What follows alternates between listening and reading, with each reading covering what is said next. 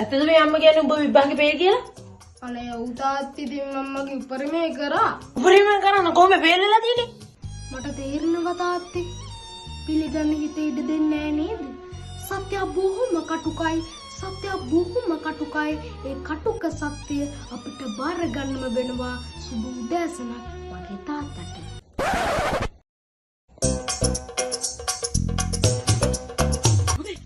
මේ ඇත්තද මේ කියන්නේ මේ උඹ මේ කමල් ගෑණිගේ දූත්තික යාළුවෝ කියන්නේ?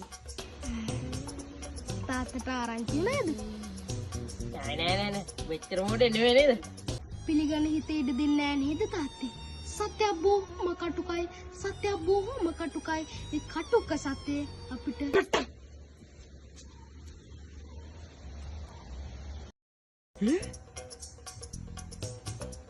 අප්පටයකෝ.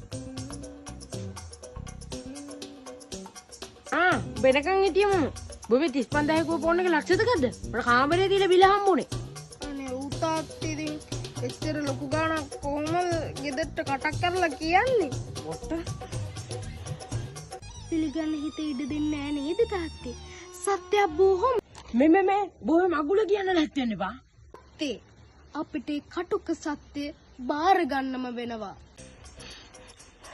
සත්‍ය බොහොම කටුකයිනේ. කටුකයිනේ. උඹ දන්නවද? බෝරංග දාගත්තේ කියලා. තාත්තේ සත්‍ය බොහොම කටුකයි. සත්‍ය බොහොම කටුකයි. කටුක සත්‍ය අපිට බාර ගන්න නෝ. උඹට බාර